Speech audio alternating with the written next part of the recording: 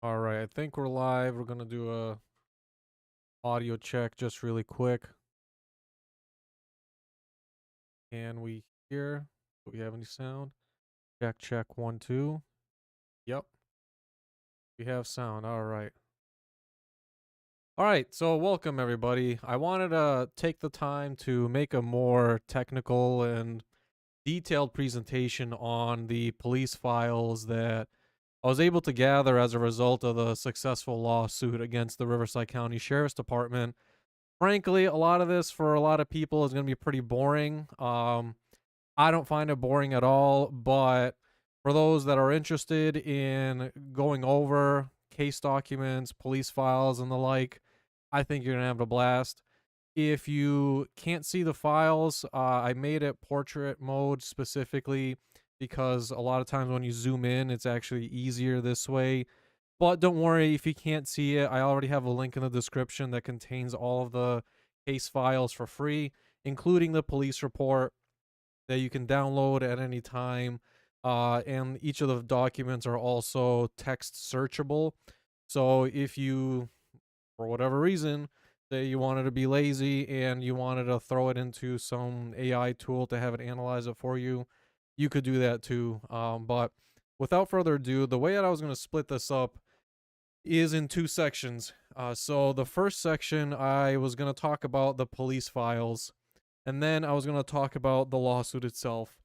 Frankly, I think the easiest way to do this is just more or less verbatim go over and read much of the police documents themselves, and then provide my perspective, my take on what they're saying, what they're coming to a conclusion on, and then jump over into explaining the lawsuit and some specific sections as it pertains to the response that the county filed during the proceedings. And so that's the overview.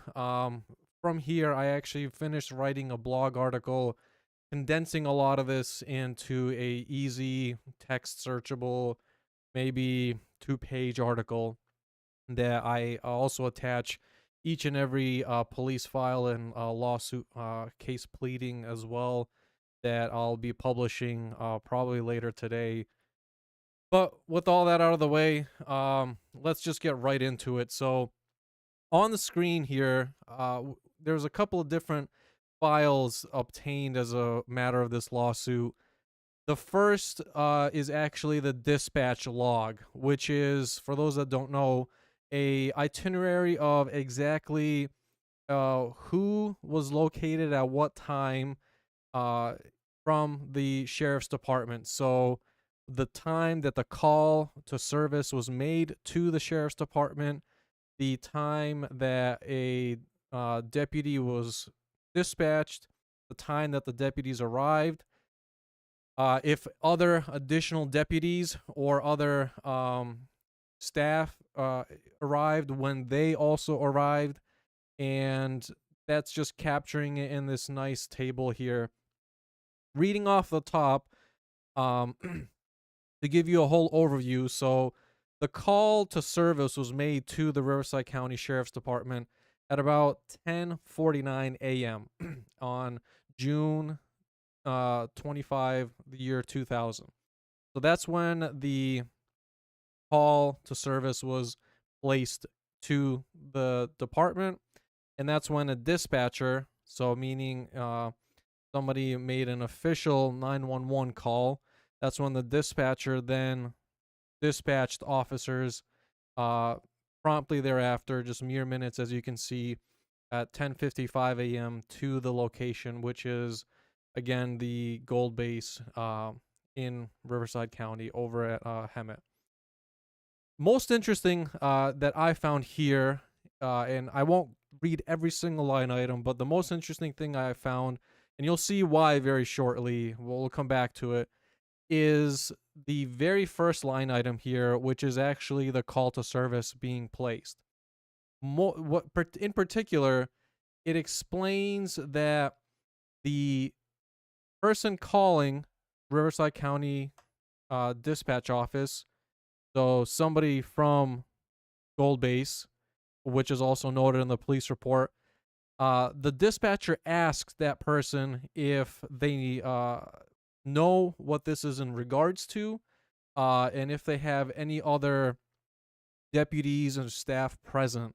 And what they describe here, according to the dispatch log, is that when the call was made, whoever made the call from Gold Base did not explain to them the reason for the call. They just explained that there was an injury, but they did not explain any other further information. So that was very interesting. Second of all, that they already had an ambulance on site, on scene. So before law enforcement was ever called, there was already an ambulance, not on scene, that was called before law enforcement was called. That's probably in from when I read through all of this, way too many times, frankly, at this point. That really stuck out to me, and you'll see why in a little bit.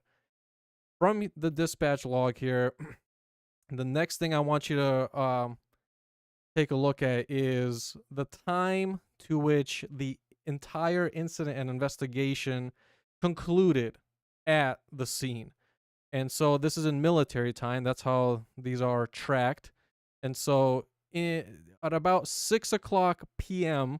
is when all of the investigation on scene was called off. The deputies, the responding deputies themselves, which are three, did not get to the scene up until around 11:15, 11:20ish. And we can see that by the time in the middle of the table, 11:09, 11:22, 11:27. Those are just the field deputies, which specifically were not investigators. They were just the regular beat cops, as you might see them. Just like in LAPD, these are just regular field deputies. So from the time that we have again at about 10:49 a.m. to a call to service being made, to about 11, we'll just say 11:25 as an average, when three deputies arrived on scene. And again, like I said, the other important note here is that there was already an ambulance on scene before the call to service was made. Not just called, right? The ambulance was not just called, but the ambulance was already at the scene. And that the investigation was concluded at about 6 o'clock p.m. that same day. Moving on, this is just a standard incident report. Frankly, it's not all that important. But we're just going to go and actually read off some of the investigative documentation that was done and attached to the police files, to the police report. So we're jumping from the dispatch log to the investigation document that was attached to the police report made by the responding sergeant and supervisors on scene. So the first page here just shows who some of the folks that arrived on scene are on the side of law enforcement, and how they were able to identify the person. Just a very just a short summary. So the identification of the body was not able to be conclusively done on scene. It was not until the coroner's office had taken custody and conducted their analysis that they were able to definitively conclude via dental records that it was in fact Stacy. And then you have the responding deputies here. You have Deputy Craig, you have Sergeant McCauley, then you have Investigator Greer, as well as a forensic technician. I'm not even sure how you pronounce that, but I'm gonna go on a limb and say Maistas. So those are some of the original people that responded. There was also the coroner's deputies as well. And the interesting thing about this is I actually make mention of it in the lawsuit. When there's a body found at a scene, a field deputy does not have any authority to actually handle a body. There's really two divisions of authority. One is the field deputies that are simply supposed to section off the perimeter and make sure that the scene is preserved. And there's only there to make they're only there to make visual observations of what they can see. They're not allowed to actually touch anything at the scene, and they're supposed to wait for the coroner and the investigators and detectives to actually come and do their analysis. That is not up to them to uh, do. The analysis and the investigation is not theirs to conduct. They're simply there just to preserve the scene. So that's a very important piece that many might not be aware of, some might overlook, but nonetheless, it's important to bring up. I wanted to point it out there. There's a couple of other folks that were also on scene, not just from the side of law enforcement, but the names of each of the people interviewed uh, at the investigation. Um, another bit of information from this investigation sheet is that the forensic technician, when they arrived, also took photographs of the scene as well as of the body, and completed a diagram of the scene. This is where that summary that's from the evidence obtained, this is where it goes into actually explaining each of those pieces of information and summarize it in this incident log. So parts of this I will explain and frankly just read verbatim because it's going to be easier, and then I'll give my takes on it. So starting at June 25, the year 2000, about 11:11 a.m. This is the uh, forensic technician arrived over at the base. They talked to a California Department of Forestry investigator, David Petronovich, who told them, the investigators, that he had been dispatched to a report of a subject that had burned in a fire. This David Petronovich from the California Department of Forestry stated that on his arrival, he discovered an individual that was located inside the electrical vault that was deceased. The same California Department of Forestry investigator told the law enforcement investigator that he was told by employees, meaning Scientologists at the location, that this deceased individual might have been working on an irrigation system prior to the incident.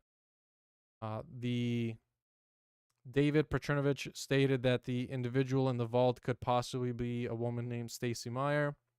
He also provided me the name of some of the other people that he spoke with, and stated that this person from Gold Base is from Gold Base and holds this title. I'm guessing the exact title might be better known to people that actually came from Gold Base, but frankly, none of that is really of any interest. It's just showing that there's somebody that has some sort of supervisory position, similar to what we see that's from the Sea Org, um, similar to what we see in the other building. Then the law enforcement investigator goes to the location of the electrical vault, and the vault is located on the north side of Highway 79, approximately an eighth of a mile north of the roadway on a slight slope, and on the property of Golden Era Productions. So this vault that they're talking about is not on a public, is not on, right by the side of the road. It's actually on their property.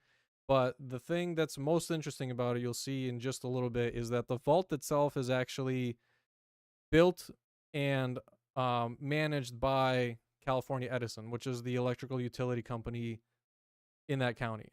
So that's how that works. As the investigator approached the vault, they noticed that there was yellow and black barrier tape surrounding the vault in about a 25-foot diameter. So again, preserving the scene from the field deputies that responded. They later determined the tape had been placed there by the California Department of Forestry personnel, which is very interesting. Um, I imagine this is also the same group that was contacted first and provided the ambulance. Although and we do know that the Riverside County Sheriff's Office is not the one that provided the ambulance. So it must be that either one of two things happened. The California Department of Forestry provided an ambulance, or that Scientology contacted an ambulance privately and got them on scene. And the ambulance situation will be worked out in just a little bit here. The vault appeared to be a concrete structure, approximately 10, 10 feet by 10 feet in size. So basically, more or less, it's a cube, and which is pretty common for what we'll soon see here. And from what I've seen personally, for more or less residential based vaults. The vault was buried in the ground with approximately 2 feet protruding above the ground. So there's just a little lip, right? It's not flush with the ground, it's a little lip. And here's the most important part, I think, about the description of this vault. In the middle of the vault was a standard manhole cover with a steel cover lying on the north rim of the vault cover sleeve. The cover had rubber material attached to slots on the cover. It appears the rubber was placed there to act as a handle when lifting the cover. There was also what appeared to be clothing that was blue in color positioned on top of a vent tube that was next to the vault opening. So it basically reads that if you've ever seen a manhole cover, they always have at least one part of it with a hole in it, so that there's a way to route some sort of strap to lift it. And that's very common. Manhole covers for residential use, so manhole covers that are not on a roadway that traffic is driving over, these are typically about 200 pounds in weight. So sometimes they're cast iron, sometimes they're steel, or some sort of hybrid of steel aluminum, depending on nowadays. And but usually they're steel or cast iron. They're quite heavy, and the most important thing about them is that they're deliberately made to be heavy, and their center of mass is very off. So for anybody that's ever deadlifted or just weightlifted in general, the nice thing about weightlifting is the center of mass is always evenly distributed and very easy to get a strong grip on, and the weight is not askew. It's even. It's you know exactly where to attach to the weight, pick it up.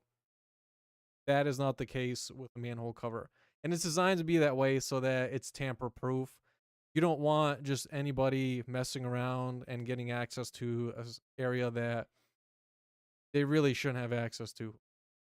And for the vast majority of people, 200 pounds is quite a bit of weight. So keep that in perspective, that you have a skew center of mass, 200-pound metal chunk. And you'll soon, it also explain here as well that the entrance to the vault is blocked by this manhole cover, and that the entrance is in fact closed, meaning the vault was sealed. So that's also important. And then it talks about a vent tube. So basically, if you've ever think about a snorkel, you need to have some sort of ventilation inside the vault, because human will need to enter there, and that's to supply fresh air.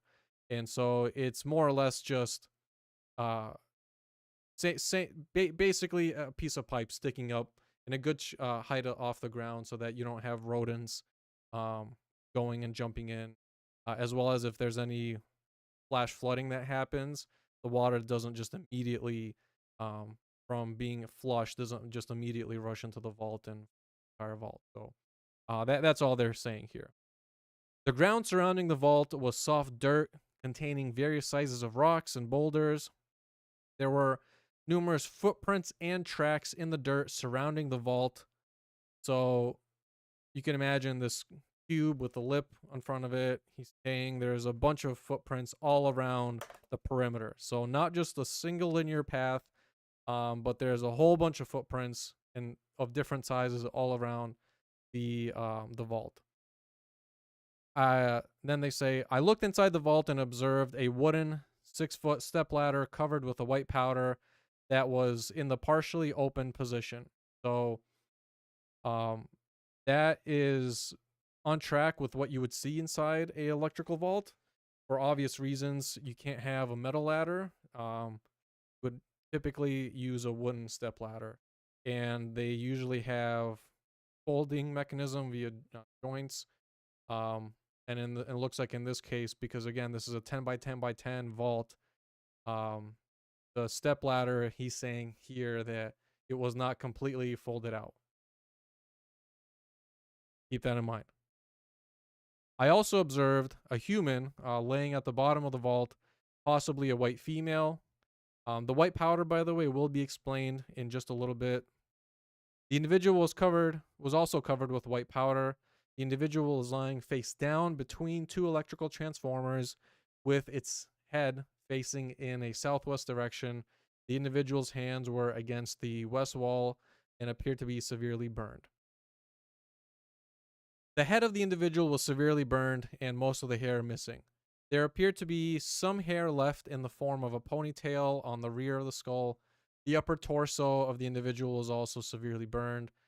They noticed the individual was wearing a pair of unknown colored shorts, and the feet of the person were facing in the northeast direction.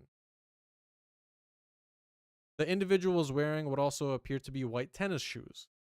That's going to be important because we know that different shoes leave different kinds of tracks, not just we have definitively from earlier that there were multiple tracks of multiple sizes all around the perimeter of the vault. And Stacy at that time seemed to have worn a pair of tennis shoes. There was no sign of life in the individual. Based on their observation of the individual and the condition of their body, the subject appeared to be deceased and was pronounced dead at about 11:15. The vault appeared to be approximately 8 foot deep based on the height of the wooden ladder. So not quite, because we know the ladder was not completely folded out.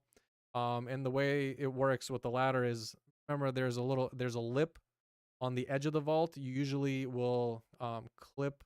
There's these little hooks that will secure to that lip, or if not directly on the outer edge of the vault, usually on the inside there will be some sort of concrete apparatus that you'll hook it in so that it doesn't fall and I'll lose the ladder and you can't pick it up.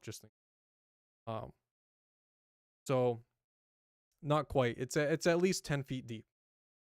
But they're just taking guess just from what their eyes could see, based on the ladder not being folded, the location. The south end of the vault appeared to have a black substance on the floor, possibly oil. Um, the vault contained 4 electrical transformers that appeared to be wired in series. At about 11:20 a.m. from South California Edison, which is the utility company, they arrived at the location, and the representative conducted a safety check of the transformers in the vault by placing a voltmeter on a long pole. That makes sense. Um, he individually checked each connection point on the transformer and advised me that all of the transformers were de-energized. Conducted a check of the air inside the vault for the presence of explosive gas, which can happen.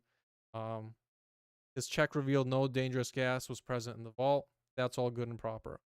At about 11:25 a.m., Deputy Craig arrived on the scene. I briefed him on the situation and directed him to begin compiling a critical incident log, which is cache log. At about 11:30 a.m., Sergeant McCauley arrived on the scene. Uh, so again, before Riverside County Sheriff's Office had arrived, there was somebody from the forestry department already there, and they're the ones that set up the perimeter tape, not law enforcement. And that's what this log is explaining. This log is explaining the scene that was covered up by this person from the California Forestry Department. The investigator briefed Deputy Craig on the situation and directed him to begin compiling the log. At about 11:30 a.m., once Sergeant McCauley arrived, uh, he requested forensics, the coroner, and California OSHA to also arrive to respond on the scene, assist in the investigation. Sergeant McCauley directed the taped-off area to be expanded. Deputy Craig placed sheriff's barrier tape around the location. So now, for the first time at 11:30, we actually have proper law enforcement barricade of the scene of the incident, and that's gonna be it's gonna be very important. Um, but we'll move on. At about 11:55 a.m., they interviewed a Scientologist. Um, so this is one of their Sea Org guards. This guy or girl works with Golden Era Productions, and they indicated to the Riverside County Sheriff's investigator that he, the Sea Org member, was on foot patrol on the exact location of where the electrical vault is between 10 a.m. and 10:30 a.m. The Sea Org guard said that he was about 150 yards northwest of the electrical vault. That's when he stated he heard a loud bang or pop, looked in the general direction of the noise, and noticed smoke coming from the uncovered manhole. So this guy just so happened to be in the exact location at the exact time that this incident occurred. So he was quite literally right in that exact location, um, and noticed the smoke. And then it's this person who, based on their testimony from from the deposition that the investigator did on scene, this Sea Org member moved to the location, got 100. He got about as close as 100 feet from the vault, and then said something to the tune of feeling that the ground was electrically charged. Maybe sometimes what you could have, or like this happens, you could feel your um, if you ever done like a little electrostatic uh, buildup when you rub your hands on blanket or on the carpet, and you can feel the hairs on your hand. It very well could be that that's what this person was. He then said, this Sea Org person said, they called the security guard gate and requested shovels and fire extinguishers to be brought to the location. And he also requested the Scientology electrician to respond to the scene, turn off the power to the area. This Sea Org member, who was the first on the scene and was within 150 yards of the scene at exactly the time that occurred, said it took approximately 5 to 10 minutes for the power to be turned off in the area. After the power was turned off, he stated that the electrician, the Scientology electrician there, um, another security guard, and himself, so 3 people, approached the manhole to extinguish the fire in the vault. This first Sea Org security guard that was already on the scene stated that um, the electrician donned a protective electrical suit and began to spray fire extinguisher agent in the manhole. After several minutes, the smoke subsided. He looked into the hole and noticed that there was a person lying at the bottom of the vault. He then said that another Sea Org member called for assistance on his cell phone, and at that time, they believed that the person laying at the bottom was Stacy. which is interesting because how they could possibly state that is quite bizarre. In fact, we know from the coroner, as well as the investigator detailed it earlier, the body was burned beyond recognition, and only through dental records were they able to actually identify who this person was. But the security guard here is specifically stating that they knew that it was Stacy. He stated that he had not spoke. This Sea Org guy that was already near the scene of the vault stated that he had not spoken to Stacy that day, but knew that she was on the property because he was told by a gate guard that she had arrived to the location at about 9 a.m. I want to stop there for a second and explain something. The biggest thing that stuck out to me as far as arriving is that there was no such thing as arriving. She lived in Gold Base. She worked at Gold Base. She was at Gold Base. From all other counts that I've heard from people who have been at Gold Base and similar to the compound over at the Blue Building and elsewhere, they live where they work. And so I don't know if they're saying the room that she slept in versus where this specific vault was in is so far that they maybe shuttle people from the living quarters to the working quarters. That could be a possibility, but I I found that a little confusing because it was never addressed. And in fact, there was actually a bit of testimony that gives quite the opposite, which is that she was already in the exact spot of her living quarters were in the same vicinity of where the vault is, meaning the compound is the campus is separated in such a way that their living quarters, in this case, just so happen to be right where the utility electrical vault is located. But anyway, the Sea Org guard member stated that he had known Stacy for some time and stated that her duties included general maintenance on the grounds. He said he had never seen her in the vault and does not know why she would have entered the vault. The investigator asked the org member if he felt Stacy could have removed the metal cover from the vault, and he stated that Stacy had the ability to lift heavy items in her position as a maintenance worker.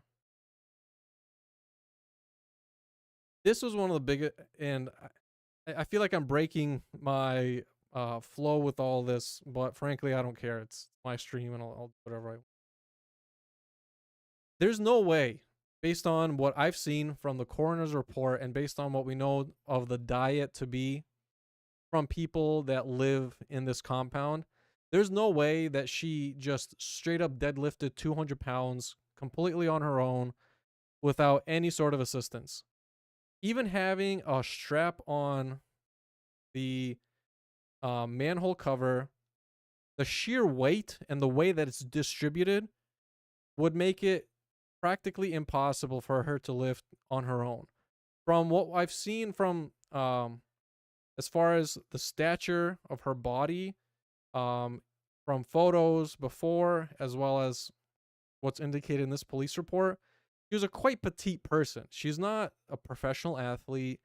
She doesn't seem to be somebody that participated in weightlifting. She's not, in other words, she's not jacked. And from what I've seen of young women her age, which at this time she's about 20 years old, who have documented based on their diet and the living environment, documented malnourishment, a petite frame, and a giant metal chunk of slab as a manhole cover, which is not uniform in its weight and is deliberately designed to prevent people from being able to pick it up and move it and get access to where they shouldn't have. There's just no way. There's just no way that she could have ever lifted that on her own. So far, we've also not seen any explanation as to you know, well, could there plausibly be something like, did she use a shovel to provide leverage and sort of seesaw the manhole cover using the shovel and move it that way? And I can tell you, if even if that were the case, which it's not, you would see signs of that being the case. You would see some sort of marring and scratching on the manhole cover to where the blade of the shovel is jammed, and you would see deformation in a shovel.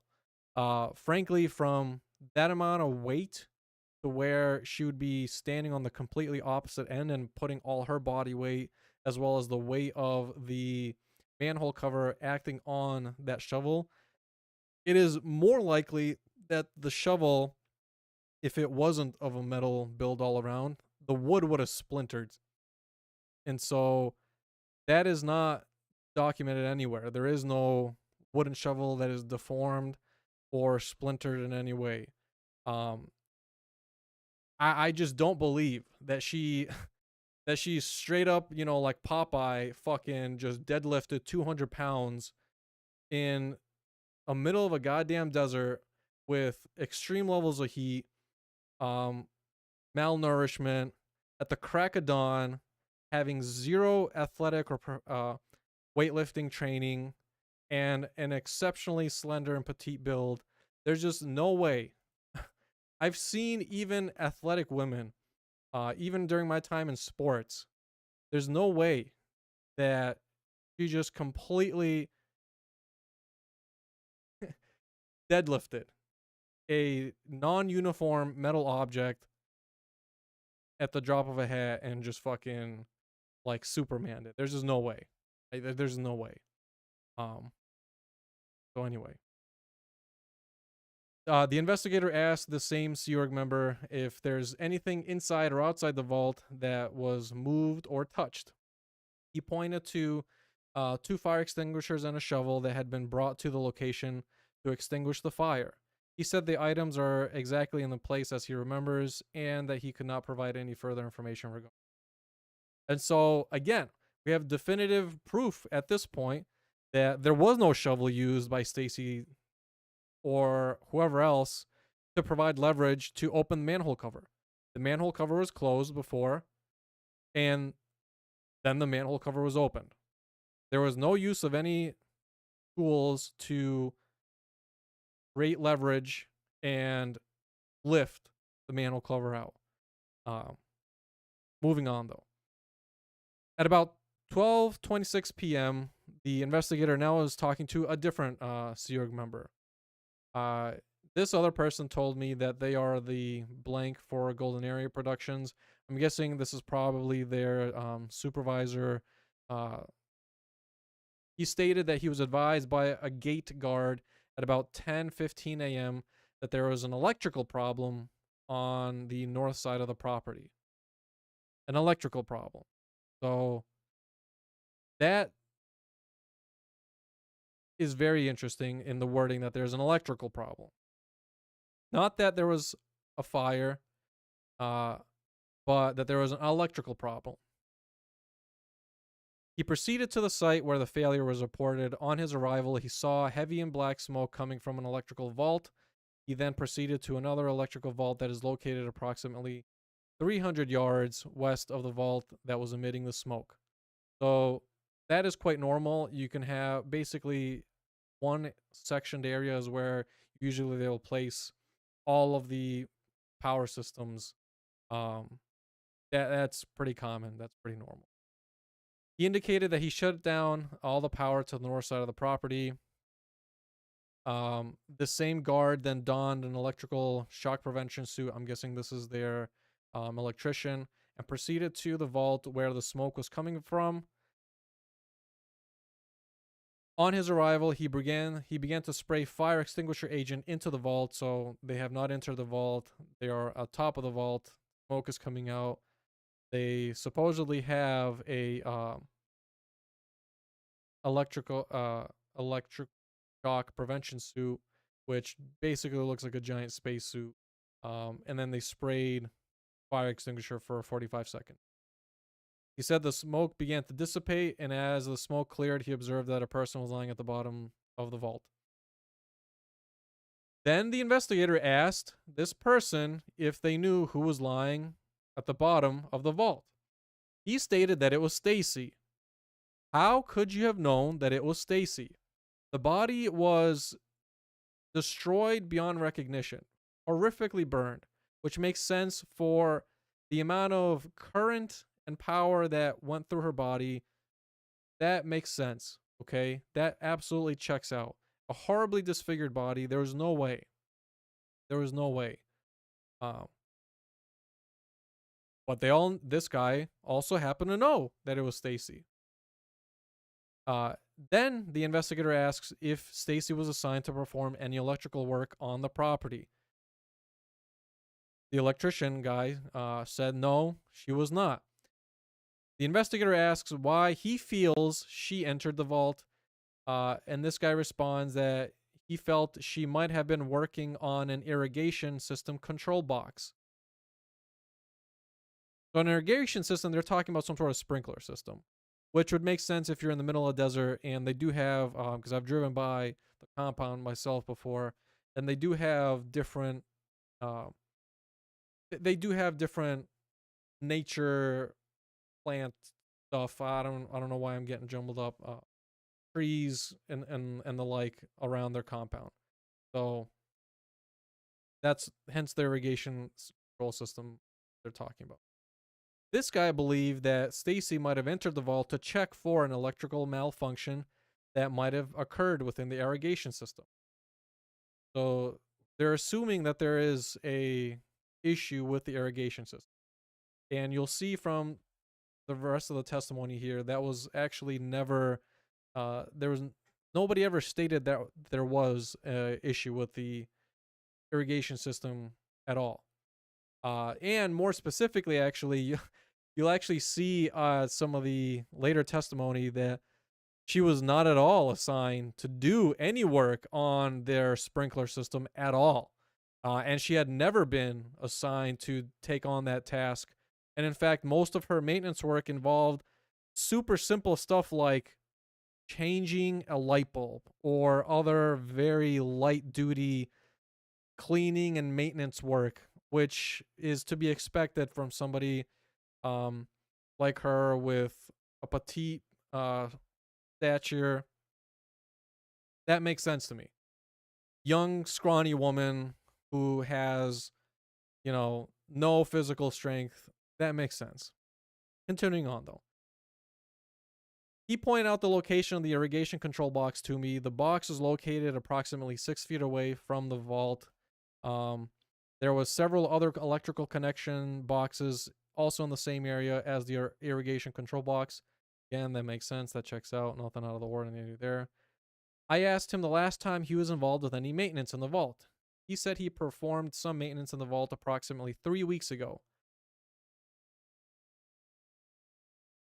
That is bizarre. It could that was never clarified as to what specific work they were talking about in the vault. It could be something as simple as really the only thing that you need to perform as a maintenance duty on these vaults is you just periodically check to see if there's flooding inside the vault, because in the middle of the desert out there, believe it or not, sometimes there is in fact flash flooding due to like a very, very short period of super heavy rainfall.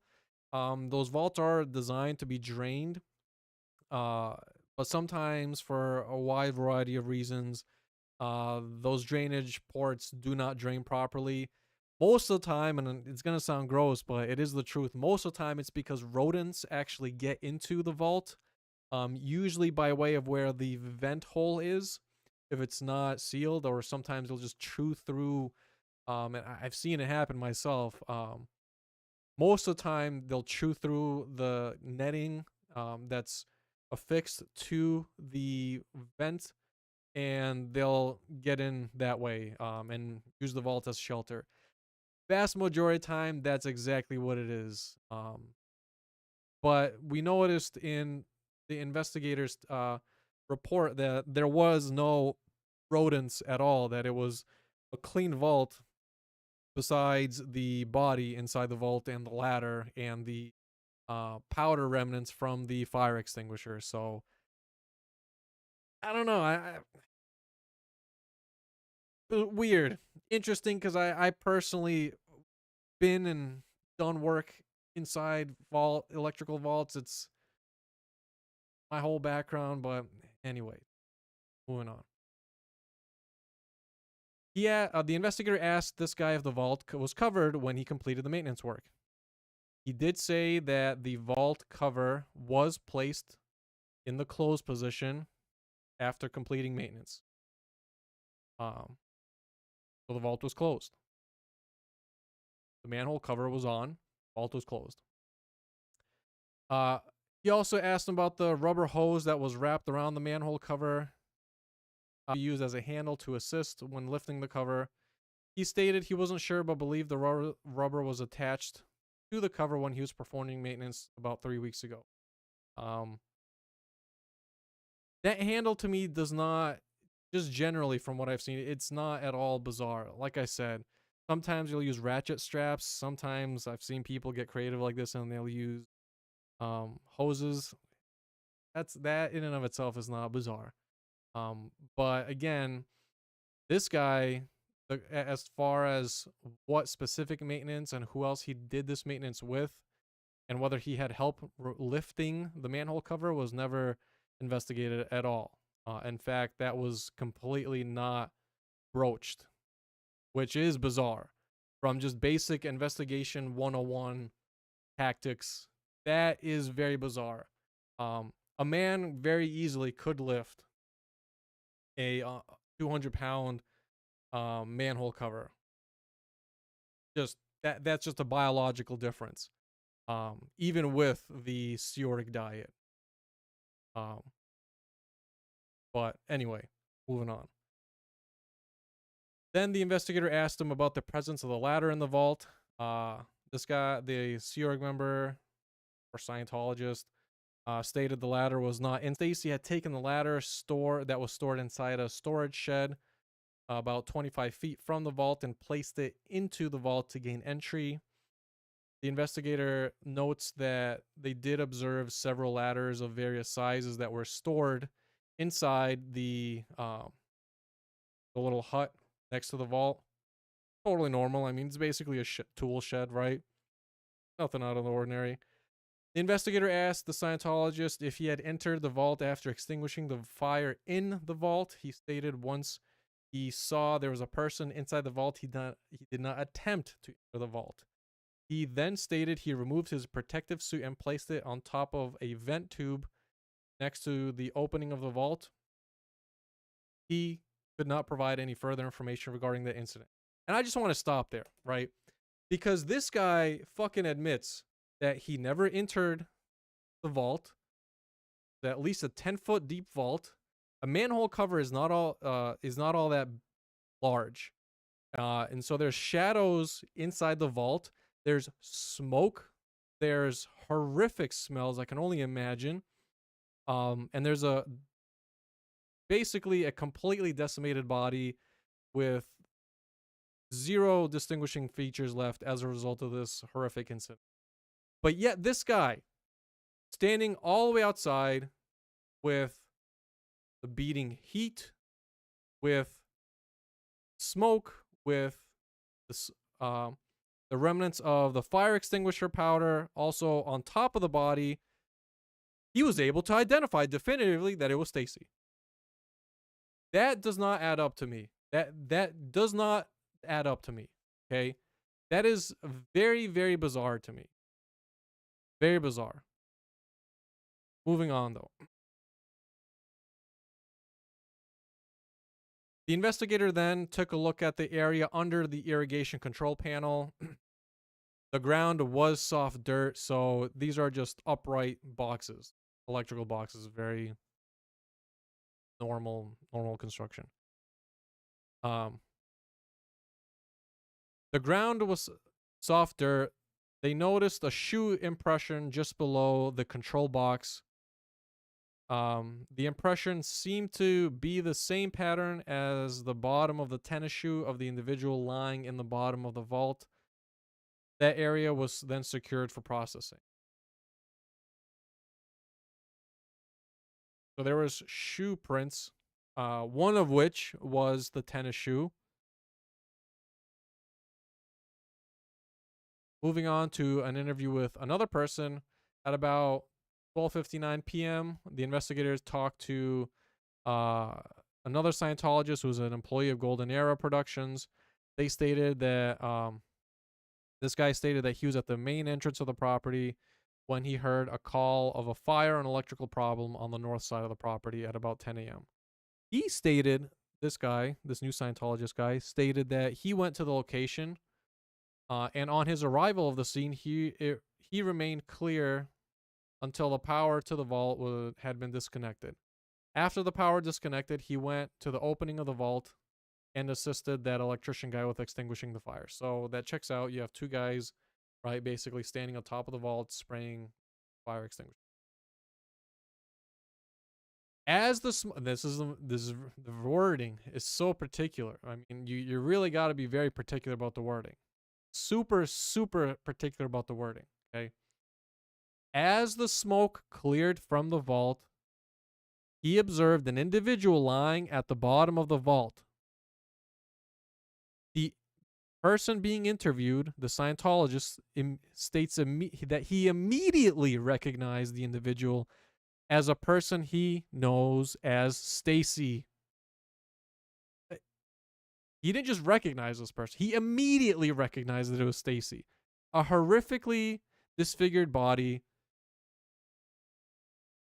with no remnants of what otherwise could be a distinguishing feature other than shoes, which you can't even quite notice until you go into the vault, as this investigator did, and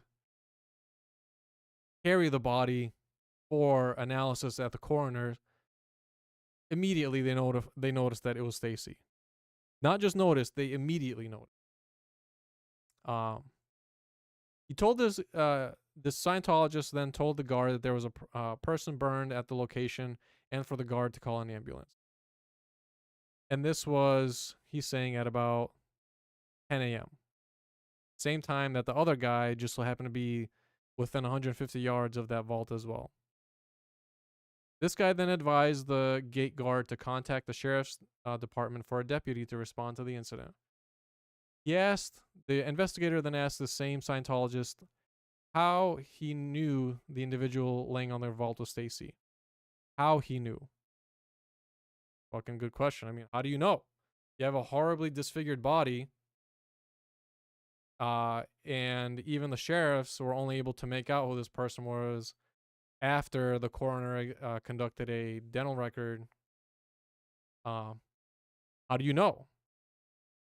He said that, well, he'd been friends with Stacy for many years and knew Stacy well, recognized her from the build in the individual and the ponytail, which, based on how her body was located inside the vault, unless this guy was inside the vault, which he stated he wasn't, there's no possible way, from reading all this, there's no possible way that he could have known. That just does not add up. But moving on. They asked him if he knew any reason as to why Stacy would have gone into the vault. He said he did not know why she was in there. Said that he has never seen her in the vault at any time. And he was also asked by the investigator if Stacy performed any electrical work. He said he did not believe she had ever done that type of work. The investigator also asked this guy if he felt Stacy had the ability to move the metal manhole cover. This guy also states that she possessed the physical strength to do so. It's quite consistent. You have three people ending their testimony in the exact same fashion. And again, a petite frame, a chunk of metal that is built specifically and deliberately not to be tampered with, and vast majority of time requires at least 2 people, especially with a woman's build. Moving on, at about 1:09 p.m., the investigator then talked to another Scientologist um, at Golden Era Productions, and this guy told the investigator that he was advised by radio that the north side of the facility had lost power and that smoke was coming from an electrical vault. This Scientologist advised the other Scientologist, who was the main guard gate, that there was an electrical problem and to respond to further investigate. This interviewee also stated that he responded to the scene and observed smoke. A few minutes later, he got a telephone call advising him to call an ambulance, and that he, at that point, contacted the American Medical Response Ambulance Company, AMR, on their business line to advise them that they had a burn victim and requested they respond to the scene. About 2 or 3 minutes later, this guy stated he received another telephone call from another Scientologist who advised him to call the sheriff's department and have a deputy respond to the scene. This guy being interviewed could not provide any. At about 1:40 p.m., forensic technician Maestas and deputy coroner Wilmer arrived at the scene and the investigator briefed both of them on the incident and what information they had discovered at this point. And the deputy coroner Wilmer provided me a coroner case number, and the investigator directed forensic technician Maestas to take overall photos of this and of the.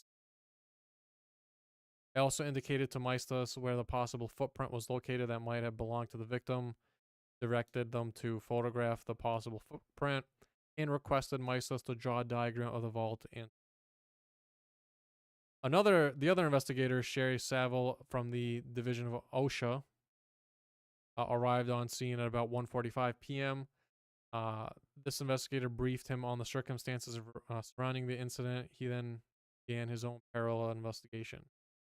At about 1:50 p.m., they talked to another Scientologist who specifically works for maintenance at Golden Era Productions, different from the other 3 people he had interviewed so far. The investigator asks this guy if he was the supervisor for Stacy.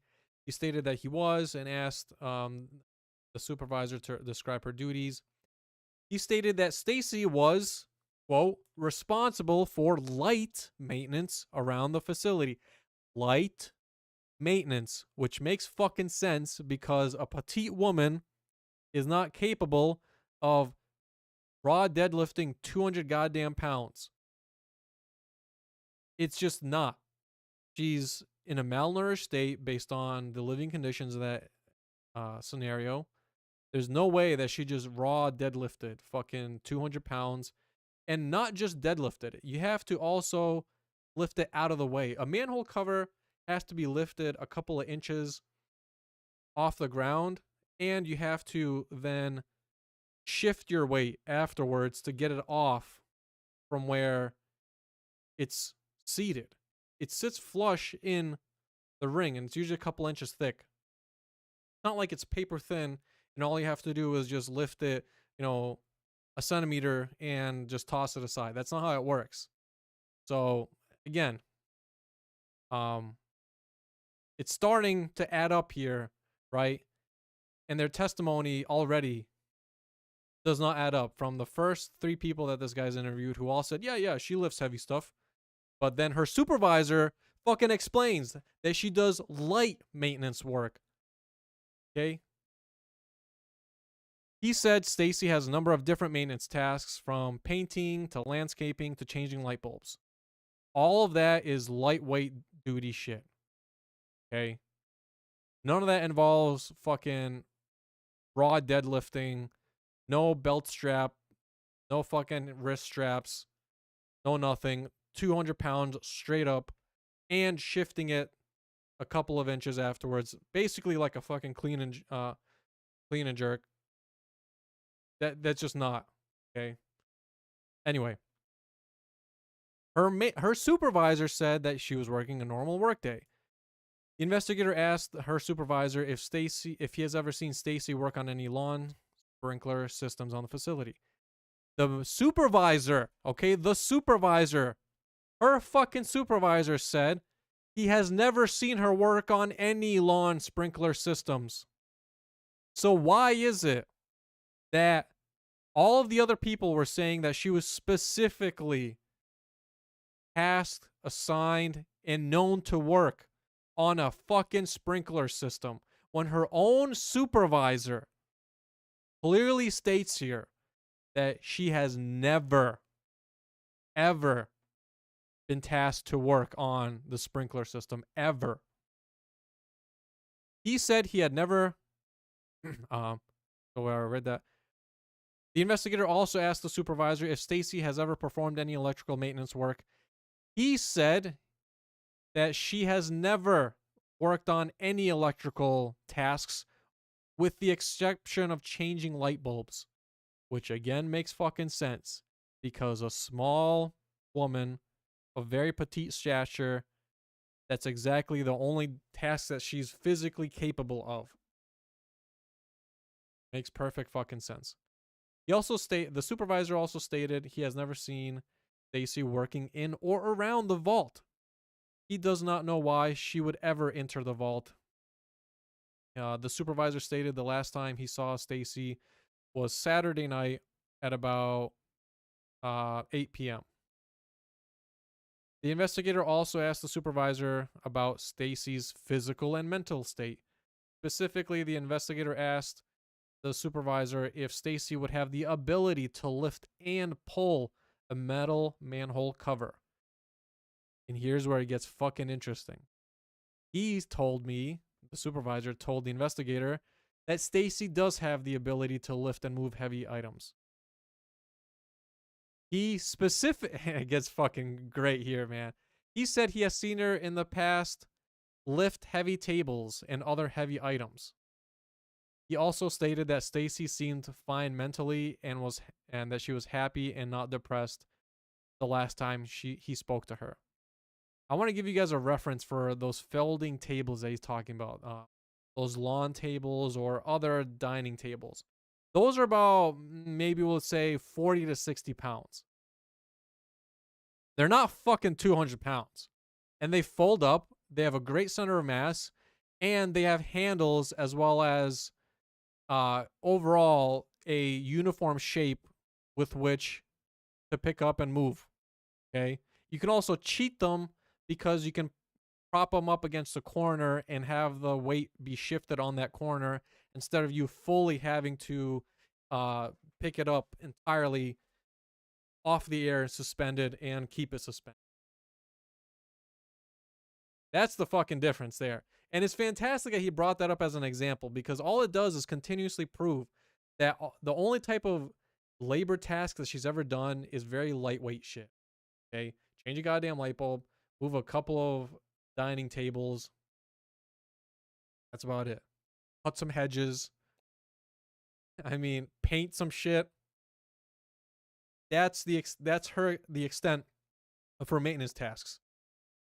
Not raw deadlift 200 goddamn pounds without a lifting belt, without wrist straps, in the middle of a goddamn desert with the sun beating on her in a malnourished diet. First thing in the fucking morning, too. First goddamn thing in the morning. First thing. I mean, fascinating. Fucking fascinating. The investigator then interviews another person. At about 2:07 p.m., they talk to another person who's also employee of Golden Era Productions. And this woman stated that she personally spoke to Stacy that day at about 9:15 a.m. in her office. So this is a coworker of Stacy's. This woman stated that Stacy seemed fine and was happy and not depressed.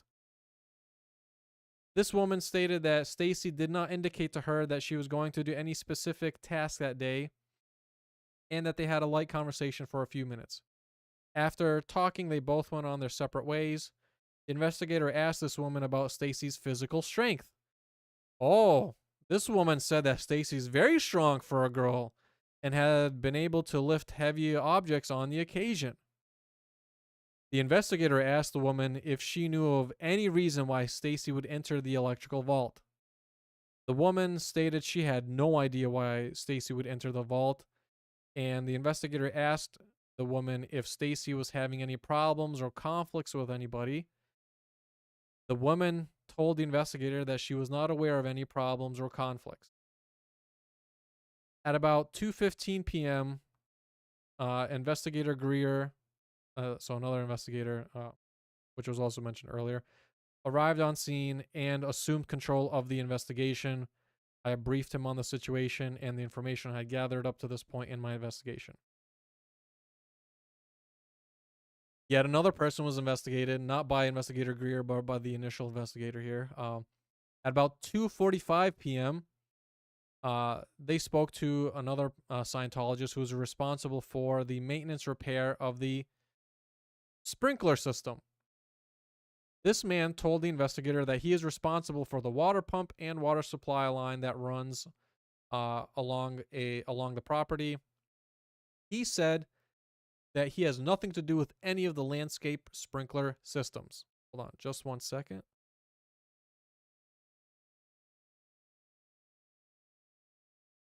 This maintenance guy stated he has known Stacy for about a year.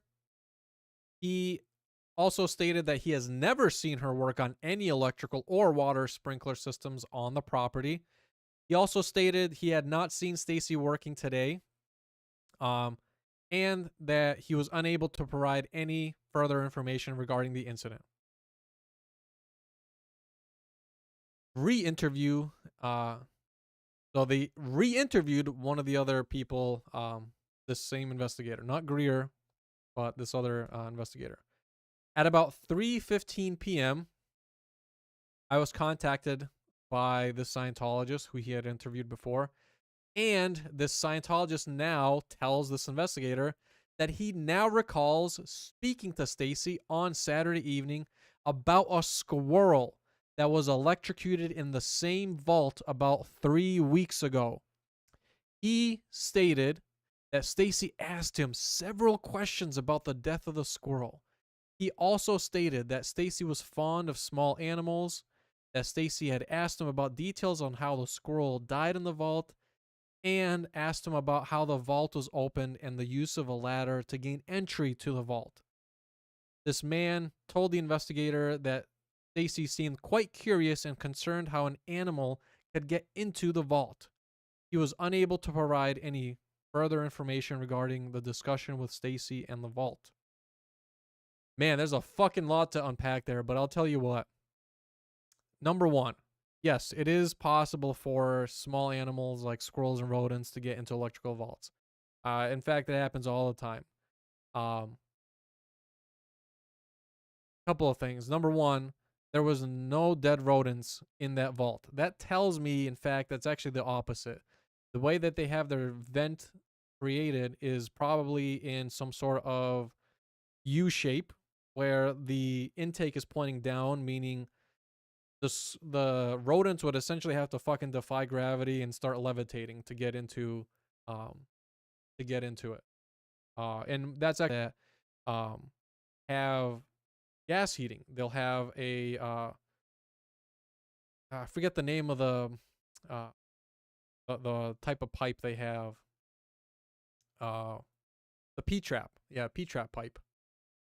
But that's more or less how it looks like. And again, that makes sense because they would have to basically defy gravity and start fucking living. The investigator made no note of any dead rodents other than just Stacy's body inside the vault. That's pretty interesting. I think there's a lot more there, but frankly, that's all I really wanted to point out about, just so that people have a good grounding on facts as far as that takes. Moving on. At about 3:40 p.m., the California Department of Forestry conducted a briefing on the procedures for removing the victim from the vault. Duties were assigned, and investigator Greer briefed rescue personnel on how he wanted the victim to be removed from the vault to preserve any possible evidence. This guy from California Edison returned to the scene at about 3:58 p.m. and conducted a recheck of the vault to ensure that all the power was still deactivated. He indicated that the power was in fact de-energized at that time. This representative from California Edison told the investigator that the transformer connectors in the electrical vault where the victim was located are bare and not insulated. He stated that an all electrical vault that is operated by Edison, which it is in this case, is fully insulated, and that entry can be made with power energized without injury to any persons in the fucking vault. Holy shit. That is huge. I'll continue reading this. This paragraph is fucking golden, man. This paragraph right here, and I'll actually explain to you because I have direct knowledge on what he's talking about when they say the transformer connectors being insulated or not insulated. So I'll explain that in just a bit. Let me go back here. He stated that any electrical vault that is operated by Edison is fully insulated, and that entry can be made with power energized. So the transformers can be energized without any injury to the person in the vault. The investigator also asked this representative to estimate the weight of the metal manhole cover. He told me that the weight was between at least 150 to 200 pounds. They're usually closer to 200 pounds. Usually closer. So I'm rounding up. It's typically 200 pounds. So we have confirmation from a utility engineer, basically, so is this what they are? That yes, the manhole cover is heavy as shit. And yes, that it is bizarre that the connectors on the transformers are bare. The way that those connectors are typically covered is they'll coat them with some sort of resin epoxy. That's very, very normal and standard. That's a vast majority of the time that's how they'll do it. And the most interesting thing is in this case, because they're underground, there's no chance of sun beating on the resin to deteriorate it, okay? Sometimes they'll even have some sort of outer coating, which can withstand even higher temperatures, because those vaults, when you have that much small confined space, although it's underground, which technically it is cooler than if it was just completely exposed. But that confined space, you could say, well, the resin was deteriorated.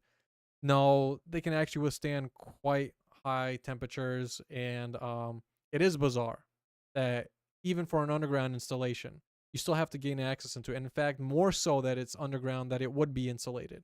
That's really fucking bizarre. It's very bizarre. So yeah, moving on. At about 4:45 p.m., a California Department of Forestry fireman was lowered into the vault via a rope hoist. The victim was prepared for removal from the vault by rescue personnel. While preparing the victim for removal, the fireman stated the victim's left hand and arm appeared to be resting on one of the wires that were coming from the transformer. The fireman also located and recovered a watch that possibly belonged to the victim. It was located approximately 3 feet to the west from where the victim was found. The fireman also located a yellow metal ring that was found under where the victim was lying. Deputy Coroner Wilmer took possession of the watch and ring.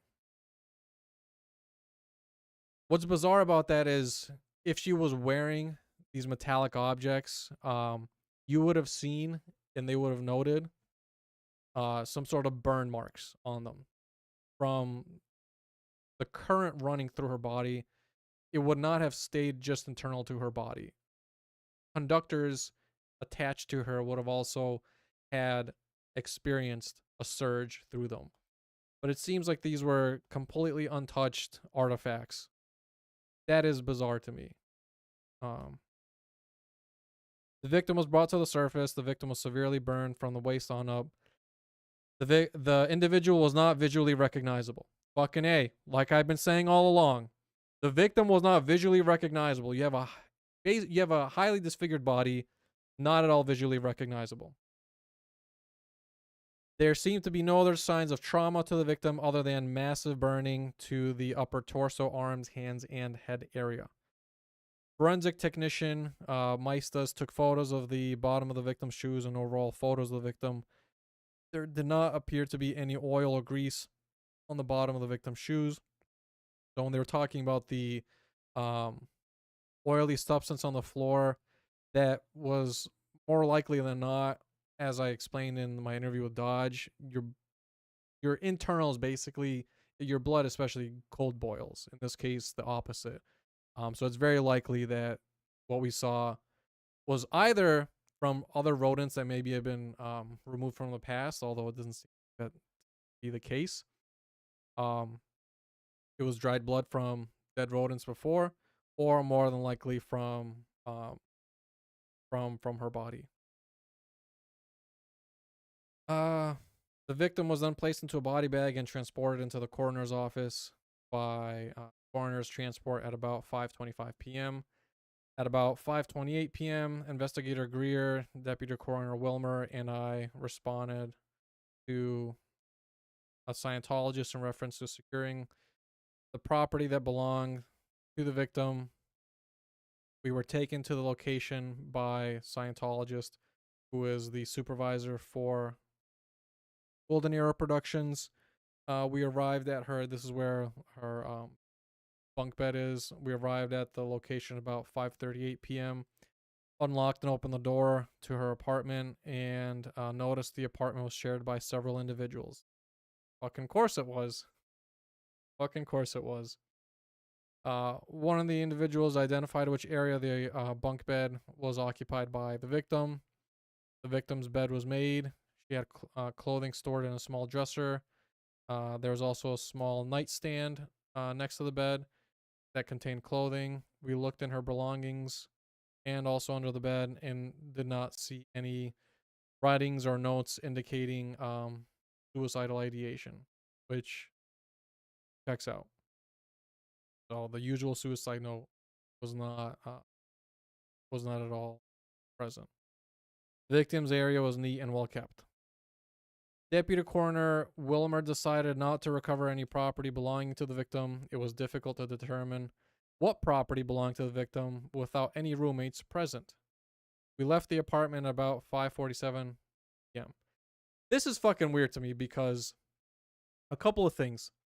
The fact that you just had a death at your compound, anybody that's, first of all, any investigator, okay, as well as the owner of the property, should be made to have all the people that roomed with her get their asses to that room and be fucking interviewed. But they weren't. They were not interviewed at all because they could tell you very easily which shit laying around the room is hers and which shit isn't. But that specifically, we know, did not happen. There was no efforts for any of those people to be deposed and questioned. Just fucking didn't happen. Very goddamn bizarre. That's very fucking bizarre. Statements. Where did I leave off? Okay. My investigation discovered the victim, for reasons unknown, entered the electrical vault. Statements from persons familiar with the victim indicated that she had no reason to enter the vault. Her direct supervisor stated that she had no duties inside the vault. Her supervisor did indicate the victim had some interest about a ground squirrel that was also electrocuted in the same vault approximately 2 weeks ago. The victim asked her supervisor questions regarding how to enter the vault. She asked if a ladder was necessary, and the supervisor indicated that Stacy seemed to be curious about the vault and safety of squirrels that occupy the area. He described her as having a strong liking for small animals. The squirrel is a big fucking symbol here, okay? First of all the rodents that it could be, and most of the time it's actually rats or mice. Um, for it's huge symbolism. In the way I take it is like a giant fuck you, okay? Because the squirrel means quite a bit in this cult, and of all the rodents, which it's typically not, it's typically rats and mice. Um, man, I'll just there was no signs of any work on any water sprinkler systems on the property other than the irrigation control box panel.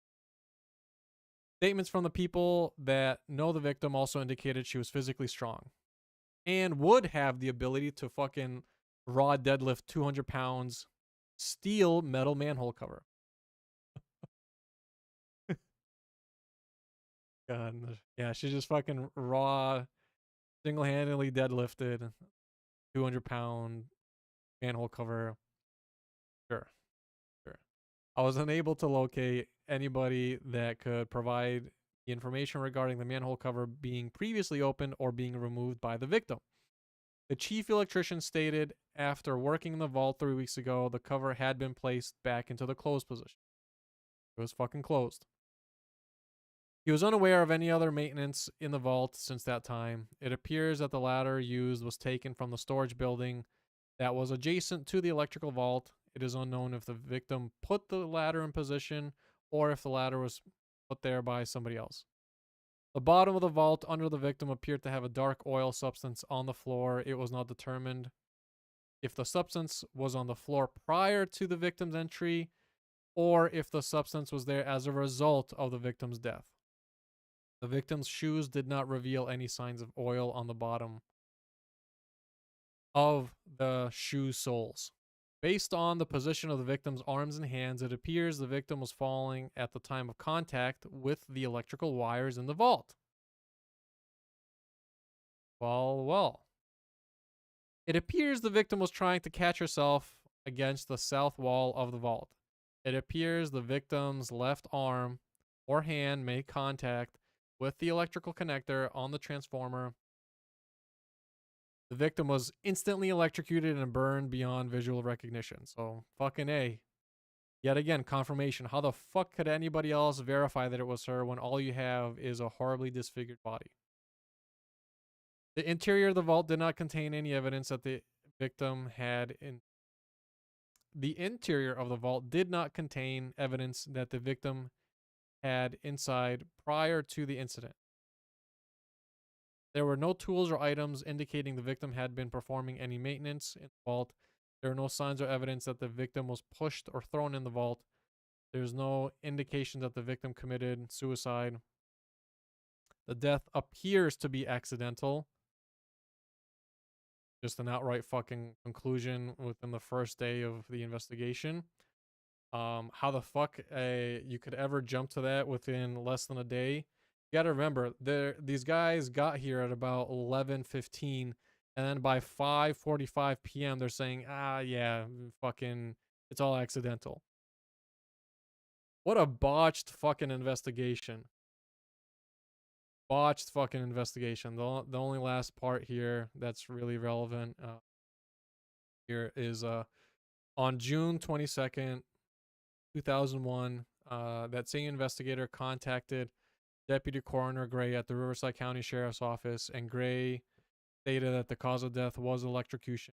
Toxicology work on the victim was negative, and her identity was confirmed via dental records.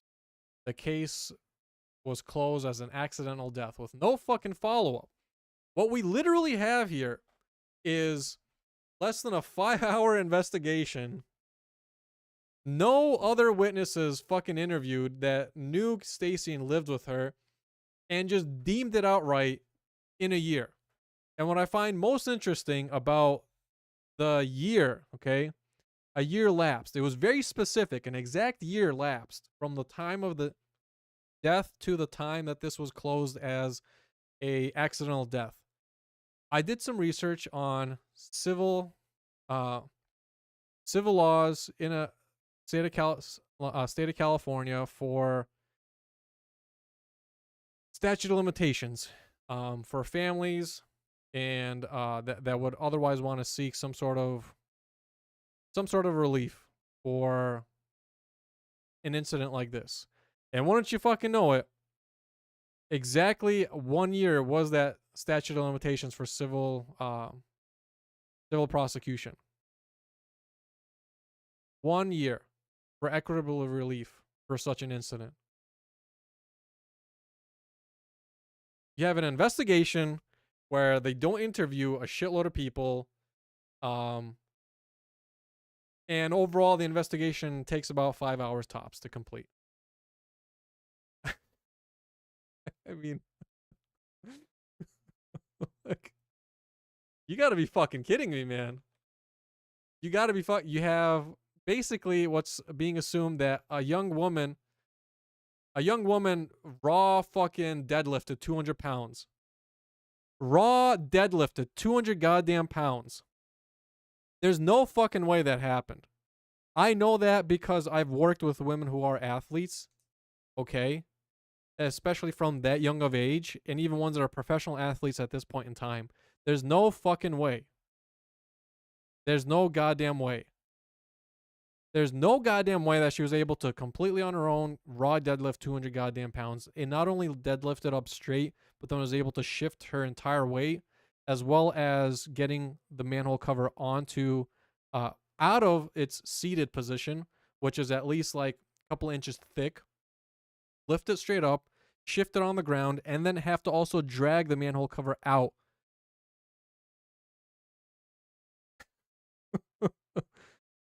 Like, there's just no fucking way. I mean, there's no way. There's no way. So, yeah. The last portion I had was just some of the responses from the county that I found particularly interesting. Frankly, their whole response to my lawsuit seeking these files is pretty dumb. I'm gonna go through the most funny ones that I thought merited any sort of review, and we'll just leave it at that. So here we go. So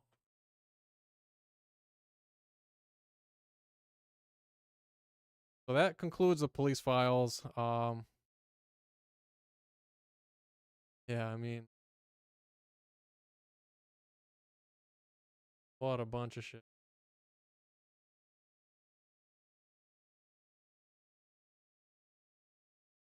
All right. Anyway, all right. Point 10. They answered that the county has no obligation to produce records demonstrating why responsive records do not exist. So I challenged them to prove how they had conducted their search to come to the determination that the records I'm seeking do not exist.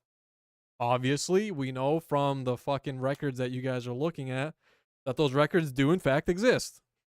There is in fact a dispatch log. There is in fact a police report, as well as the investigative report done on scene for this entire case. They do exist. And I challenge them to explain to me what research they what search tactics they use to conclude that, if they actually, logged on to their system that contains police reports and actually searched for the date, if they searched just for her name, how the hell did they make that conclusion? And they said that the county has no obligation to explain how they came to that conclusion of the records not existing. When in fact, the most interesting and powerful bit about the, if you don't know much about California state law for the CPRA as it's known, the California Public Records Act, quite literally, one of the many components of it is that it quite literally states that the agency, when it makes such a declaration, has to explain what search tactics it did to come to that conclusion. You can't just stipulate that the records just don't exist because we just said they don't exist.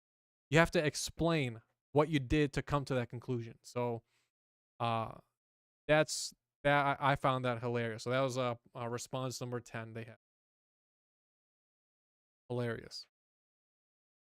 Point 14. Uh, this was where I challenged them on doing a balancing test and explaining why they're simply stating that the files being sought are not uh, in the interest of the public. You can't just say they're not in the interest of the public. You have to do what's called a balancing test. So you have to weigh factors and you have to explain what sort of work you did internally to utilize those factors to come to your determination. Did you talk to other supervisors, for example, in the agency, and who might have been the deputies that responded to that scene to come to that conclusion? Or did you again just stipulate that doesn't matter that it's been over 25 years and doesn't matter that there's a bunch of protests happening virally internationally now? None of that matters. We're just stipulating that it's not in the public interest. You can't do that. Again, the California Public Records Act is very specific, and it quite literally mandates that you do have to do that. So, um, clown show. Response 17. Uh, I challenged them to say if any parts of the records I requested contain sensitive data, like for example, if they contained her photographs of her deceased remains. Obviously, that's sensitive. I don't want that. I don't think people, frankly, want that either. Okay. The explanation, the documents themselves, where the investigator multiple times makes it plainly clear that the body is deceased and that it's horrifically disfigured and not at all identifiable visually. That's acceptable enough. Okay. That's stuff that you can redact and withhold. I challenge them to say, well, you can withhold those parts and release other parts. You can't just withhold everything. You have to release the stuff that isn't as sensitive. And they respond by saying the county denies that the request does not encompass sensitive data. I quite literally told them, I understand this is a sensitive issue. That does not mean all of the files are sensitive as such. You can't just stipulate that to be true. And so I pushed back on that, and wow, what a shameful statement, by the way, too. I mean, it's not the first time they've done this, as you'll see in another point, where they've just said, well, it's a death investigation, so it's all sensitive, so therefore you're not going to get any of the files. Done. It's sensitive. What do we mean by sensitive? Doesn't matter. It's sensitive. We've already told you it's sensitive. Move on. Absolute joke.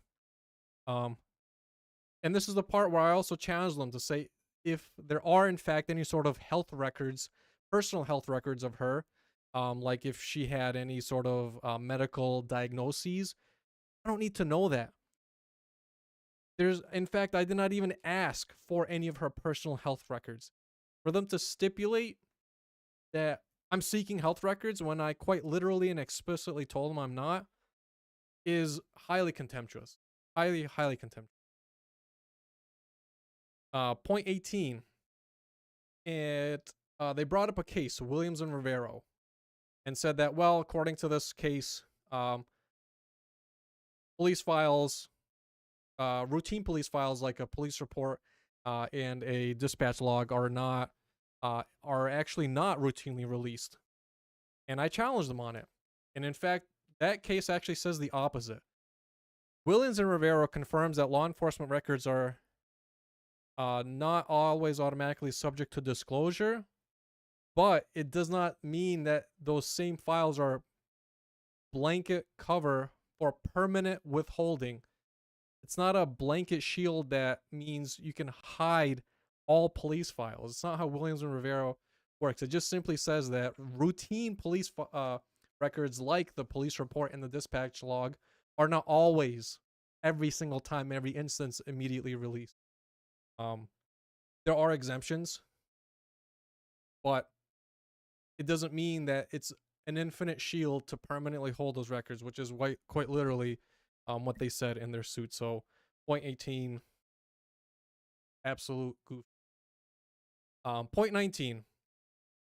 I challenged him again to say this has been over 25 years. The case was also publicly stated as closed, and you can see that it actually that conclusion was reached within just an exact year, and that you can release such files with redactions. So, point 20, I challenged him and said, well, even if there's certain sections that you're claiming that might be too sensitive, things like an incident ID, or which we can see here, right? Or the date that a document was prepared, are not sensitive information at all. In fact, releasing that, like, you can black out every piece of information here. If you just showed the incident ID, it would literally tell the public absolutely nothing. It would quite literally tell nothing. Having an incident ID means nothing. Even if you work for the Riverside County Sheriff's Department, that incident ID would mean absolutely nothing. Unless you specifically had been given authorization to view some of the police files. There's controls on top of controls at law enforcement agencies. Just because you work as a cop doesn't mean that you automatically have access to all the records. It's actually the complete opposite. There's all sorts of layers of controls and security that prevent different people, including cops, from accessing different types of policing files. And so either they're really fucking stupid and don't know that, or again, they're just trying to be more contemptuous and throw you off the track. But anyway, that's the response. Response 21. So here they're talking about investigatory exemptions for releasing documents. Investigatory exemptions quite literally only apply when there's an active investigation. This was quite literally closed. And if I sound facetious or pissed off, it's because it is yet again another pattern practice. Like, what an absolute shit show. And I'm not reading chat right now, so if anybody's I just want to get through some of this, and then I'll read some of the chat, because there's just so much material, man. I'm already in my flow. I don't want to lose track of the thoughts, so we're just gonna keep going on here. So yeah, investigatory exemptions only apply when there's an active investigation, and after investigations have been closed, you have to apply a balancing. So that was the reply to that. Reply 22. They said, well, just because you are requesting these records, we can just outright withhold all of the records. And I state, well, actually, no, can't do that. The California Public Records Act specifically states that you have to identify which parts of the records you want to withhold, and you have to explain how you deduced that those are sections that are rightfully qualified to be redacted. The California Public Records Act, in fact, even if it's mostly redacted, still states you have to you have to release, and it always errs on the side of releasing rather than not. Point 23. Police reports are not acquired in confidence. So police reports are not acquired as some sort of they're trying to make the point that, well, we had some sort of secret source that tipped us off, and that's how we got the police report. But that's, first of all, we saw from the report itself that's not fucking true at all. They were actually contacted by regular means of dialing 911. Already big fucking lie. Like, second of all, a police report is not the same as anonymous tips. It's the opposite. A police report is just basic routine internal administrative document, whereas an anonymous tip is completely fucking different. So had no relevance there, and they just pulled that citation out of their ass. Point 24. They stated that evidence code 1040 applies as a blanket blanket justification for withholding records. And that's, in fact, not at all what Evidence Code 1040 is. 1040, Evidence Code 1040 is, in fact, it's a fucking process of how you maintain the integrity and validate the chain of custody for evidence. It has fucking nothing to do with releasing public records at all. That was just wholly irrelevant. I don't even fucking know why, but there you go. That's what they said on point 24. 25. This is a fun one, man. They said, well, even minimal information like a case number or a location or an incident ID, even that qualifies to be withheld, and it quite literally does not. In fact, law enforcement, the response I put was, law enforcement routinely releases minimal information such as case number, date, location, but yet here they withheld it in full and didn't even do a partial release. Fucking shit. Point 26. Privacy rights are for living people, not for the deceased, especially which family members they're in may also be deceased and have a known public history of being disconnected. So they were stating, well, you're not a brother or related by blood, so automatically we're going to exempt the records from being released because you don't fall into that category, where that's just fucking stupid. If that was the case, then nobody on planet Earth could make any sort of public records request for anything unless they were directly blood related. I mean, what a trash response and legal argument to make. Unless you individually, personally, are blood related to anybody within the incident that you're trying to seek records on, then we can't release those records to you. That falls under privacy. No. No. Just, let's see.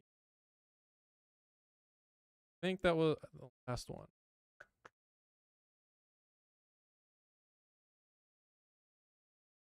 Oh, and yeah, point 36 was another interesting. So I told them that based on how they were explain the records back to me, right? So I told them that, and I had to explain to them, get this, and this is the final point. Take a look at chat. Get this, okay? What a fucking and this whole thing was a shit show on the side of the sheriff's department, but yeah, like that's just so. I talked to Duarte over at City Hall, and I actually and this is a good conversation I had with Duarte. So long story short, Duarte actually explained to me specifically how the chain of custody works, from the field officer who preserves the scene to the coroner and other medical staff who are actually doing the analysis, who actually assume possession and custody of the body and actually clear the scene and gather all evidence, conduct analysis as such. What the sheriff's department was saying is that the responding deputies, meaning just the regular field deputies, they're back and forth to me. They were saying that the field deputies were in fact the ones that handled the body. And I challenged them and I made it very clear. Are you telling me that you botched a fucking investigation by having a regular field deputy take possession, handle, and conduct analysis on a body? Is that what you're saying? Because if that's the fucking God's honest truth, then holy shit, we have a completely trashed investigation that absolutely, just on that alone, let alone all the other shit that I explained today, just on that basis alone, I mean, that completely would reopen this investigation, and yeah, that would call a lot of things in fucking question. And so I have Duarte to thank for that one. Duarte was a really big fucking help on that piece of the lawsuit, and yeah, he was instrumental. He was very helpful on that piece. And that was about it. Honestly, a lot of the other stuff on the response they had on the lawsuit was pretty dumb and not worth mentioning. Um, but like I said, if you want to read all the shit, then it's all there for you. The police files themselves are only about 19 pages if you exclude the cover sheet they had, so it's not a lot of reading, frankly. Pretty short. All right. With all of that out of the way, I'll take a look and see what questions people had.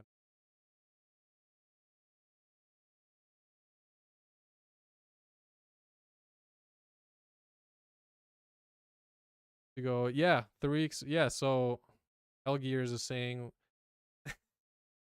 3 weeks ago they're saying they conduct the maintenance, but I'm telling you, Hell Gear, there's no maintenance to be conducted on a electrical vault. The only time maintenance is done on an electrical vault is not even by people from where the that are the property owners. It's actually Cal Edison that fucking comes, sends a power engineer or an electrical engineer to do that work for you, because most laymen and even electricians do not have high voltage experience. In fact, if you actually take a look at how these apprenticeship works and the licensing works for electricians, journeyman is not a singular classification. There are classifications for the different levels of power. A journeyman is not the same. You have journeymen that handle that are linemen, which is a requires far more licensure, far more training, and specifically those guys are only allowed to handle high voltage systems. So we're talking about distribution systems, okay? Not household shit, okay? Not even industrial shit. Those guys are totally different from regular 120 volt or even 400, 600 volt, the type of shit you would see in a industrial setting. Those linemen are totally different classification, totally different licensure, and for obvious reasons make way more fucking money.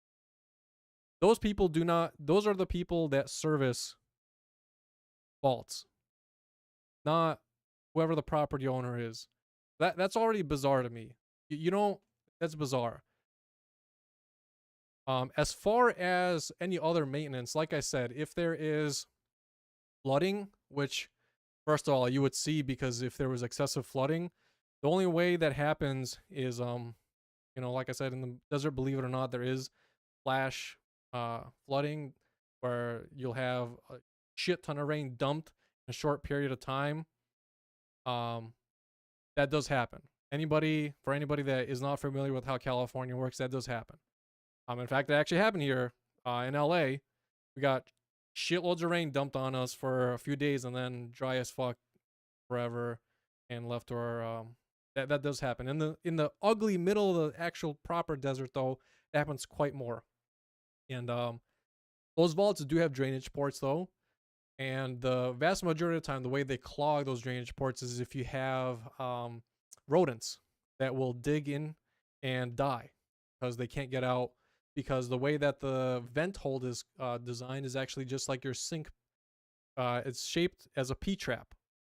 And so a P-trap, the only way that even a very small mouse, the only way they could get up there is quite literally if they fucking levitated and started levitating through the P-trap, getting into the entrance of the P-trap first of all, and then they'd have to make their way through the bend in the P-trap and then ultimately getting in.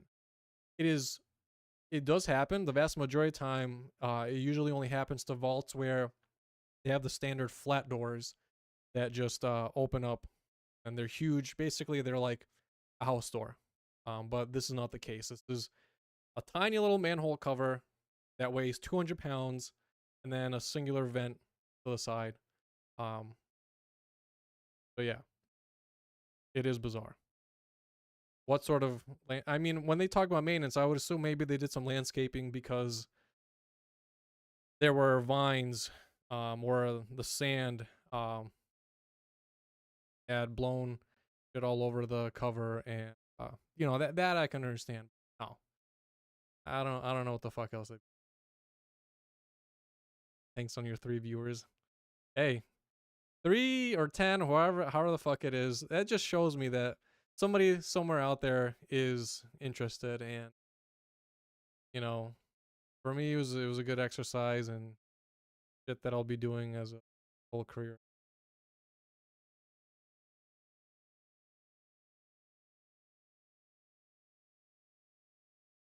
Gary Jackson, Brad.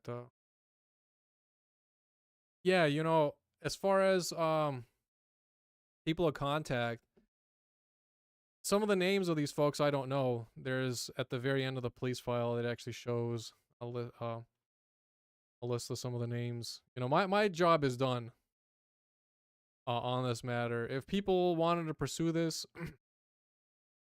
you know, I've already written to prosecutors. I've already told them my thoughts that this is a giant fucking botched investigation that was done shot in a shoddy manner. This is a piss poor investigation. I mean, they didn't fucking interview the people that she lived with. Literally, they did not interview anybody that she lived with in her bunk bedroom.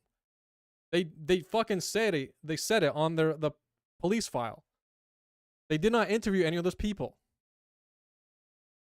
That's a botched investigation. That shit should be 100% reopened. The fact of the matter is, you can't just definitively, after a year where no other work was done, say, yeah, you know what? Yeah, done. You know, it was an accidental death. No, you don't know shit, is what the documents here show. Law enforcement doesn't know fuck all. They didn't fucking do a proper investigation. There was all manner of tracks around the vault, but that's not even the big issue here is, okay, they're documenting what they saw on the scene. They're not asking the fucking question about how in God's green earth did she ever actually get access to the fucking vault in the first place. There's no way, no offense to anybody that's a woman, okay? But biology is fucking biology. A young 20-year-old woman who is malnourished with a petite stature on a Scientology diet as a Sea Org slave is not able to fucking raw deadlift 200 pounds and essentially clean and jerk it out of the seated position of where the manhole cover is and fully drag that manhole cover afterwards to fully have access to that entryway. It's not possible, man. All right. I've seen even athletic women really struggle to deadlift 225, which is 2 plates on each side. And that's what you have to understand that the bar and the plates have a very, very uniform and centered and good center of mass. That is not how a manhole cover is designed at all. It's actually specifically, the metallurgy is specifically designed that different sections of the manhole cover hold the different centers of mass to make it really fucking hard to lift. And most of the time, you need at least 2 people, or you get a forklift. You put a ratchet, you put straps on the part that has a hole, and that hole also is not centered on the manhole cover, but it's at a really bizarre fucking angle, off askew to the side. And you have the forklift lift the manhole cover up. And I know it's not a roadway one, but 200 pounds is 200 fucking pounds, all right? I know grown men who can't deadlift 200 pounds. And they eat fucking well. I'm telling you, they eat really fucking well. All right? I know what it takes to deadlift 200 pounds.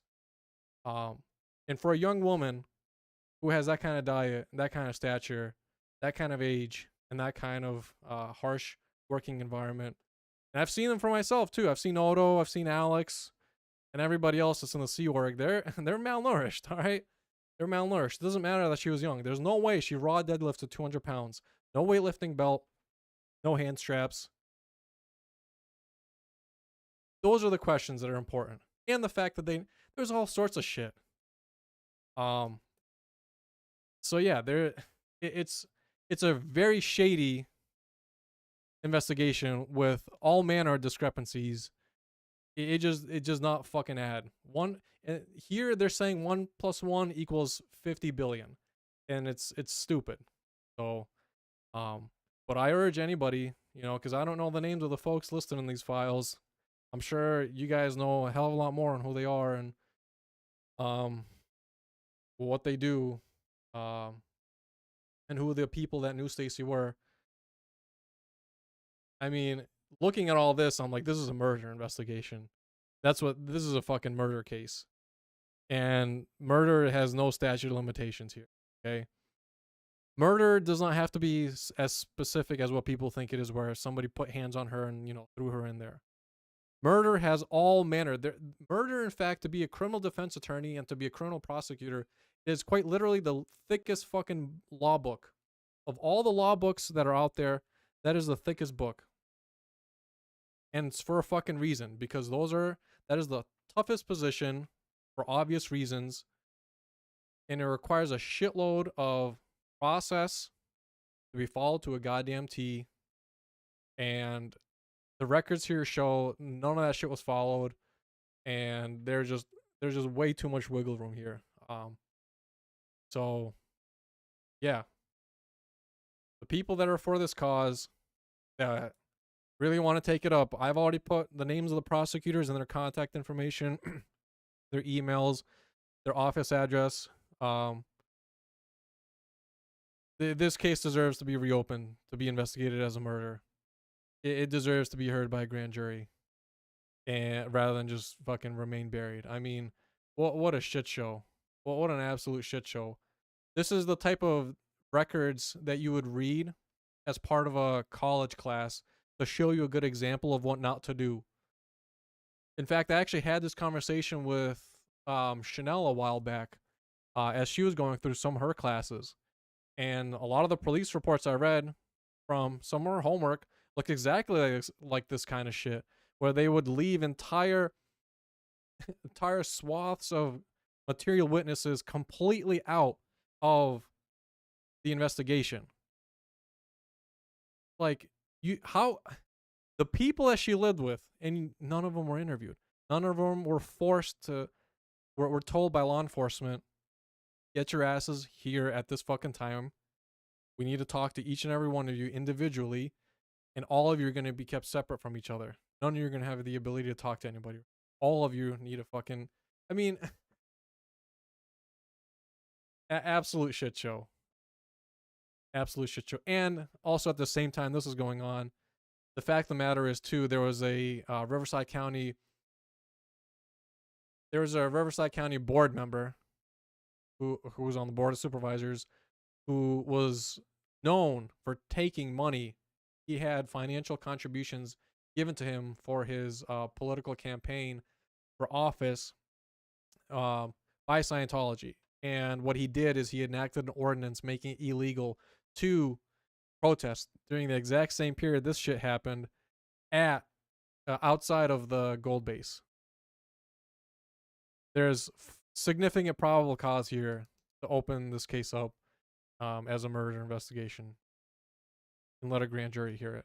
I mean, it's exactly what a goddamn grand jury and a prosecutor is supposed to do. So yeah, people that are in this cause that know a hell of a lot more about the situation. I only have the Headley's books to go off of. I wasn't in Gold Base. And I had testimony that I talked to Laura and other people that other public information about Gold Base. That's what I went off of. But yeah, I mean, I think this is a case that very well deserves to be reopened. So yeah, hopefully I didn't run on for too long. Almost about 2 hours, so that's what I figured. Let's see if anybody else questions. Oh, here we go. T says start a petition. Yeah, no, that I agree, T. All the YouTube channels that are out there, people like yourself, people like Alex over in UK, I mean, yeah, Jenna in San Diego, Surge, and there's a shit ton of people. It'd be very easy, in my opinion, to open up a petition and push for a grand jury to investigate. But do I know Ashley Shaner? That I don't know, but you know what, T? If you could email me the date and time and some background on Ashley, I could do a public records request to see how that was handled on this on the as far as law enforcement goes. So I don't know Ashley Shaner, but if you want to email me a short brief on the time of their death and things of that nature, that way that'll give me enough for me to make a public records request to see what the cops have done and what the board of supervisors have done. So unfortunately, I don't know that one, but if you want to give me some,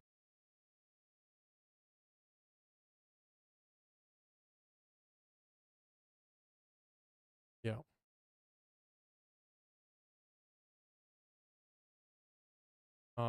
Oh, yep. I said I had a article I'll be publishing. So I'll be posting on that. I'll make a post on my channel too. What I wanted to do is I wanted to wait until I made this recording and then attach this recording to that Substack post. So that way, people that could read that post can also have this audio to go off of, and yeah, it just makes it a lot easier. All right, so that's all I got. It was quite a bit of information, but like I said, the records, if you want to look at the police files yourself, you want to read the lawsuit yourself, the link is in the description. You can download each of the files individually as a PDF. Each of the files also are text searchable, so if you wanted to search for names and all that, they do have that option. And you can also, if you wanted to stick to just the web link only, you can make notes and the like directly here for saving. So um, with that, I'll leave you guys to it. I'll see you in the next one, and y'all have a good weekend. And shit, what is it then? And it's almost Christmas too. Happy holidays. God damn, what's an entire year, man. The year's almost over. 2025 is almost over. So for those that celebrate and all that, happy holidays. Y'all take care, and I'll see